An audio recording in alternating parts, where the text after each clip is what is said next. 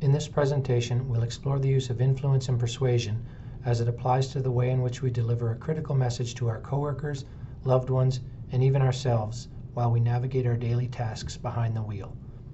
We'll also take a brief look at how the RFM model can be linked to these principles to better prepare us for the delivery of our message.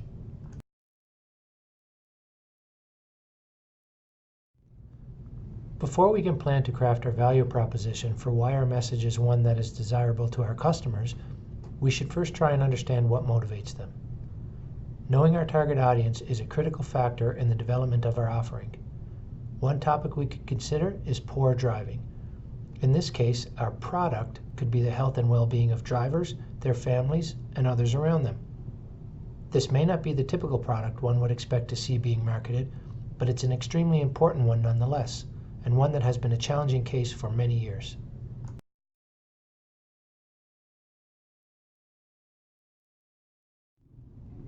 Let's talk about persuasion and how this might be a tool we can use when presenting our message. Dr. Robert Cialdini, who is often regarded as the godfather of influence, talks about 6 universal factors that guide our decision-making. These factors, either individually or collectively, can appeal to various parts of our psyche and make us susceptible to what is being presented to us. Does anyone remember when we were in our teens and we just had to have those new basketball shoes? Mom, everyone is wearing them. Just look at how well they make Michael Jordan play. We may not have realized it, but we were being influenced by this celebrity endorsement and persuaded to buy the product because it was what we thought we needed. So, let's move on and review these 6 universal factors that can guide our decision making.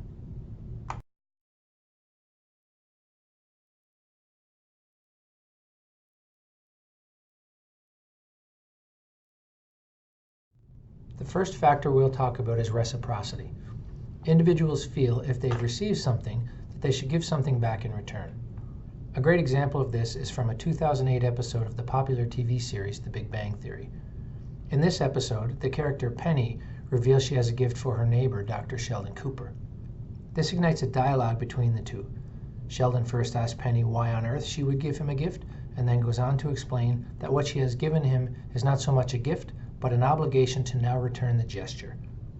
When Penny attempts to ease his mind by telling him there's no need for him to give her a gift, Sheldon disputes her statement, claiming that the essence of the custom of gift giving is that the other individual should reciprocate with a similar gift. In marketing, when we think about this in terms of persuasion, this is a process we could use when engaging another individual or party. By giving something to them which we feel they would place value on, there's an underlying feeling that the other party return the gesture. This could be as small as the purchase of an item your business sells, entering into a business relationship, or in the case we are looking at in this presentation, what the other party could decide to give back is their acceptance of and adherence to our message of putting away our phone and letting up on the accelerator so that we can contribute to an overall safer driving environment for us and those around us.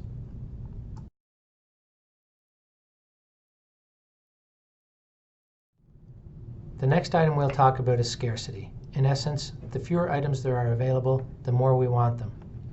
There are many examples of this in both our past and present. If we look back to 1982, Xavier Roberts, an art student at Truett McConnell Junior College, licensed a version of a doll he created to Coleco. The Cabbage Patch doll soon became a must-have item, and the public were in a frenzy trying to buy one before they were sold out. There were instances of adults in shopping centers snatching dolls from the hands of children, others pushing each other out of the way to get one, and parents left frustrated because they may not have a doll to give their children on Christmas morning. According to CabbagePatchKids.com, by the end of 1983, approximately 3 million dolls were sold, and to date, some estimates put those sales at more than 130 million. Another twist to the idea of scarcity was the way the release at the time of the latest album for a popular female Canadian country music star in the late 1990s was presented to the public. For months prior to the release date, there were TV and radio ads announcing a countdown to the release. It didn't matter if you turned on your TV at home or radio in your car, there it was, that familiar ad. Only 13 weeks to the release of the new album. Only 9 weeks to the release of the new album. Only 3 weeks to the biggest release of the year. Without us even knowing, we were being programmed to believe that when this album was released, it would be the best one ever, and we better mark the date on our calendars, because if not, we'd miss out and not get one. This was genius. We didn't even know what we were going to get, yet we were being led to believe if we didn't act fast, we'd be out of luck. This was actually creating an environment of scarcity before it happened to ensure sales would skyrocket. It worked. This album became the all-time best-selling country music album, best-selling studio album by a female, and best-selling album by a Canadian that year. Was the music any better than this artist's other releases? Some might argue yes, but one thing is for sure, even before the release, we all bought into the hype thinking we'd miss out, which was a huge part of the record-setting sales. These examples explain how we as humans can be susceptible to persuasion based on our fear that if we don't act now, we'll miss out.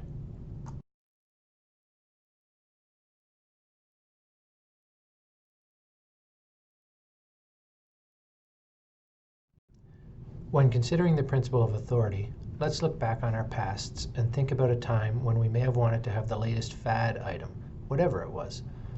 Maybe it was a popular pair of jeans or running shoes.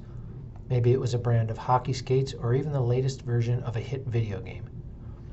Let's think about how we found out about these items and what made them appeal to us.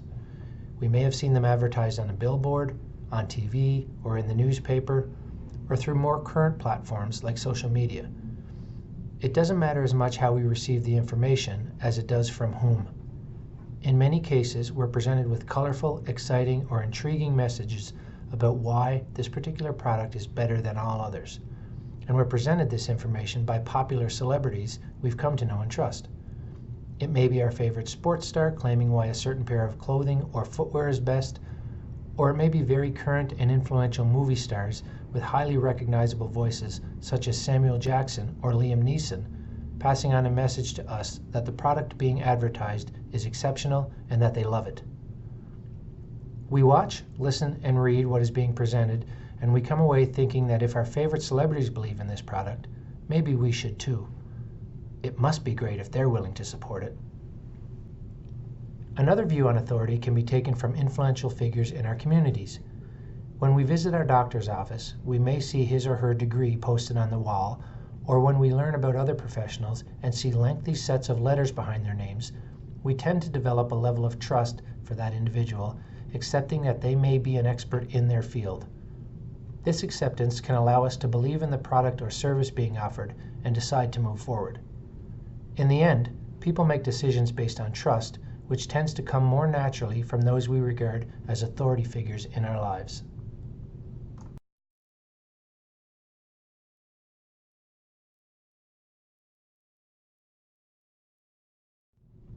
When considering commitment and consistency, the underlying idea is that people will usually tend to stick with something if they've made an initial investment in it, whether it involves buying a new vehicle, choosing our political inclinations, being a supporter of a popular coffee brand, or anything in between.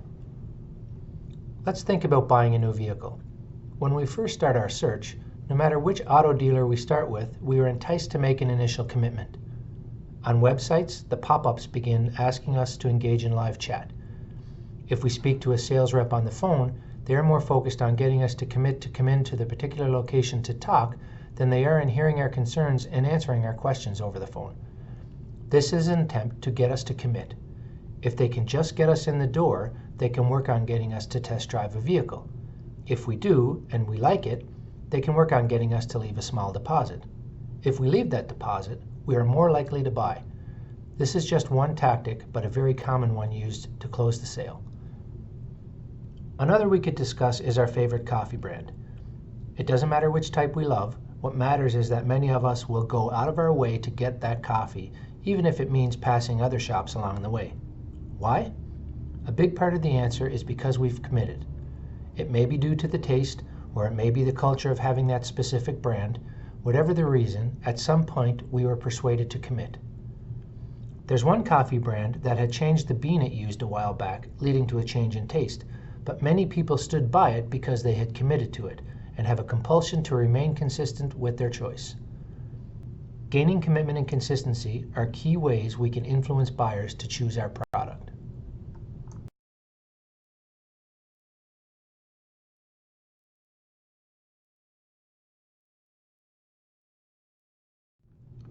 The next principle we will discuss is liking. Basically, if we like the person we are dealing with, or the product or service being sold, we are more likely to make a decision in favor of that person or thing. In the song Watching You, released on September 18, 2006 by country star Rodney Atkins, he sings about how he experiences things with his son, such as hearing him say a bad word, watching him say his prayers, and the clothes his son wears. And when he asks him, "Where'd you learn that?" his son says, "I've been watching you, Dad. Ain't that cool? I want to do everything you do because I've been watching you." This is a perfect example of the principle of liking. As a child, this boy follows what his dad does because he likes him. He's his dad, after all. In business, this holds true. If we like the person we are working with, we have a tendency to want to trust them. In life, when friends or family recommend someone or something to us, due to us trusting them, we are more likely to buy the product or service. After all, why would they steer us wrong? Liking holds a strong position in the way we are influenced to make decisions.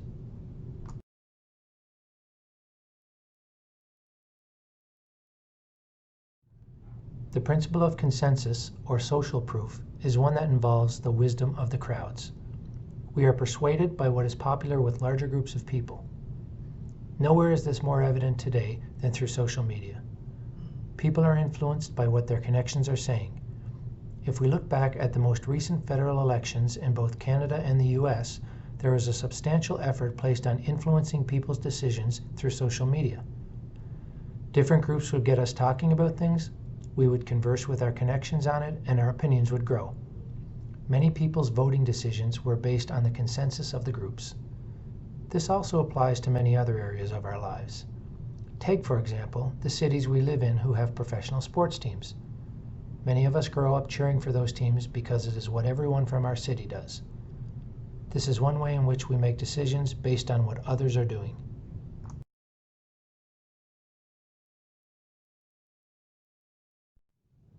Now that we know about the principles of influence and persuasion, what's next?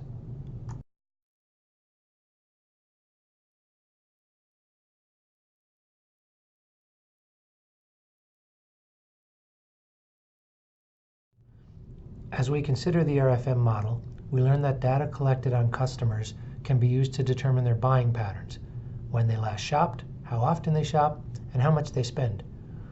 This has been used by organizations to develop ways to ensure customers continue to purchase their products. One way this is seen is through customer loyalty programs.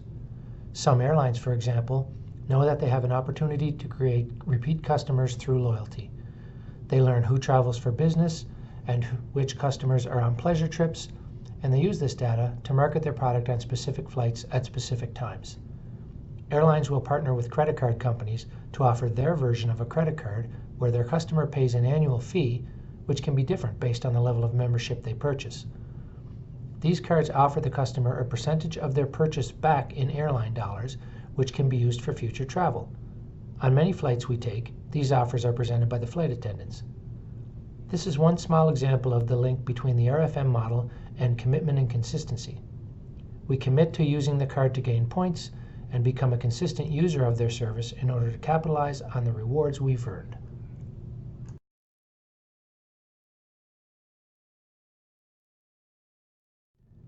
In this short presentation, we've discussed the principles of influence and persuasion and how they relate to the choices we make. We've also briefly reviewed the RFM model and one small way it relates to influence and persuasion regarding the decisions made by consumers. These are but a few examples of the many layers involved in understanding our customers and effectively marketing our products.